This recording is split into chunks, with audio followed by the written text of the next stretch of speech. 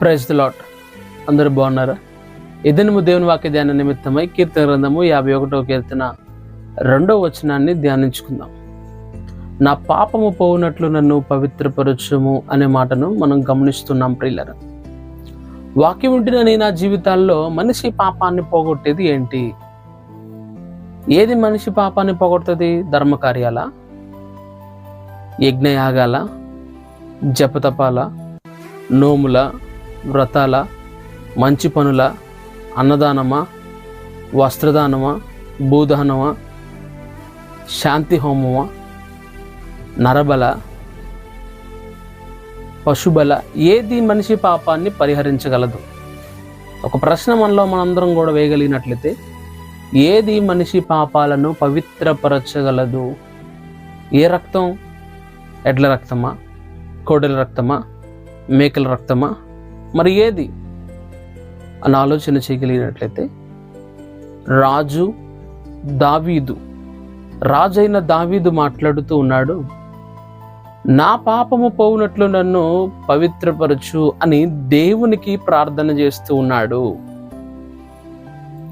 వాక్యం వింటున్న నీ నా జీవితంలో మన పాపాలు పరిహరించబడాలి, మన పాపాలు పవిత్రపరచబడాలి.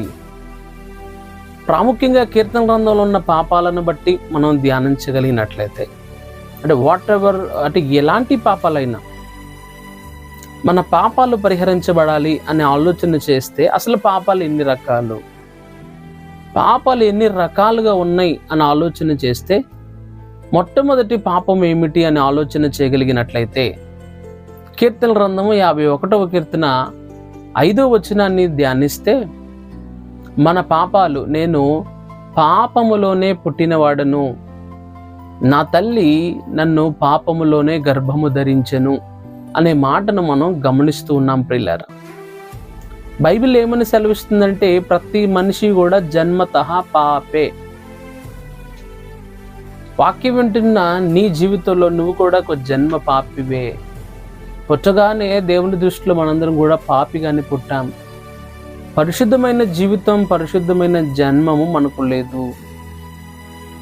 వాక్యం వింటున్న నీ నా జీవితంలో నీ పాపము కాకపోవచ్చు, కానీ తల్లిదండ్రుల పాపము కానీ, వారి పితరుల యొక్క దోషము కానివ్వండి, ఏదైనా సరే, ఒక మనిషి పుట్టగానే పాపి అనే విషయాన్ని మనందరం కూడా గమనించాలి.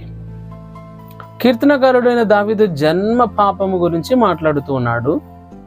ఇదే కీర్తనల గ్రంథంలో ఉన్న మరొక్క పాపం ఏమిటి అని ఆలోచన చేస్తే, కీర్తన గ్రంథం 25వ కీర్తన 7వ వచనంలో, నా బాల్య పాపములను జ్ఞాపకము చేసుకొనకము అని మాట్లాడుతూ ఉన్నాడు. ఒకటి జన్మ పాపముగా మనం గమనిస్తూ ఉన్నాం. రెండవ పాపం ఏంటండి అని ఆలోచన చేస్తే, రెండవ పాపము బాల్య పాపము. చిన్నతనంలో తెలుసో తెలియకో దొంగతనమో, అబద్ధమో, మోసమో, ఇతరుల జీవితాల్లో నీ మాటను బట్టి, నీ ప్రవర్తన బట్టి హానో, ఇవన్నీ కూడా బాల్య పాపాలుగా మనం గమనించాలి. వాక్యం వింటున్న నీ నా జీవితంలో బాల్య పాపాలు క్షమించబడ్డాయా? నీ జీవితంలో చిన్నతనం చేసిన వాటిని బట్టి కూడా ప్రభు దగ్గర క్షమాపణ అడగాలి. ప్రభు దగ్గర పాపాల విషయమై ప్రాయశ్చిత్తాన్ని, పవిత్రతను పొందుకోవాలి. దేవుడే మనుషుల పాపాలను క్షమించే అధికారాన్ని పొందుకున్నాడు. ఎందుకంటే మనుషుల పాపముల నిమిత్తమే ఆయన సిలువలో మరణించి ఉన్నాడు.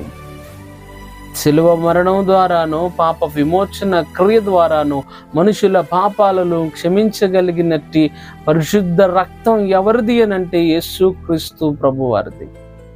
ఆయన రక్తమే ప్రతి పాపములను నుండి మనుషుల్ని పవిత్రులుగా చేయగలదనే మాట యోహాను పత్రిక 1వ అధ్యాయము 9వ వచనంలో మనం గమనిస్తున్నాం.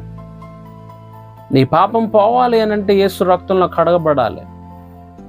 ఆ పాపాలు ఎలాంటివి అని ఆలోచన చేస్తే, ప్రాముఖ్యంగా ఓన్లీ కీర్తన గ్రంథంలో నుంచి ఆలోచన చేస్తే, ఒకటి జన్మ పాపము, రెండవది బాల్య పాపంగా గమనిస్తున్న మూడవ పాపము కీర్తన గ్రంథం 90వ కీర్తన 8వ వచనంలో, నీ ముఖకాంతిలో మా రహస్య పాపములు కనబడుచున్నవి. 3వ పాపం ఏంటంటే రహస్య పాపం. సో ఈ పాపం రహస్యం కాబట్టి ఎవరో చెప్పలేం. రహస్యంగా చేసేవారికే తెలుస్తాయి ఆ రహస్య పాపాలేంటో. ఈరోజున మనిషి జీవితంలో రహస్య పాపాలు కూడా క్షమించబడాలి.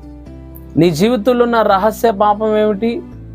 నీ జీవితంలో ఉన్న రహస్య పాపాలేంటో ఆలోచన చేద్దాం ప్రియులారా. ఎవరో చూడలేదనో, ఎవరో చూసినా ఎవరికి తెలుస్తుందనో, చాలా సందర్భాల్లో 4 గోడల మధ్య నలుగురిలో కాకుండా ఏకాంతంగా నువ్వు చేసే ప్రతి పాపపు పనిని దేవుడు చూస్తున్నాడన్న సంగతి మర్చిపోవద్దు. అందుకనే లేఖనంలో రహస్యమందు చూచుచున్న నీ తండ్రి నీకు ప్రతిఫలం ఇచ్చును అనే మాటను మత్తయి సువార్త 6వ అధ్యాయంలో పలుమార్లు మనం గమనిస్తున్నాం ప్రియులారా. మన దేవుడు మనలను గమనిస్తున్నాడు ప్రియులారా. నీ తల్లిదండ్రులు చేసే నీచ పనులు చూడలేకపోవచ్చు.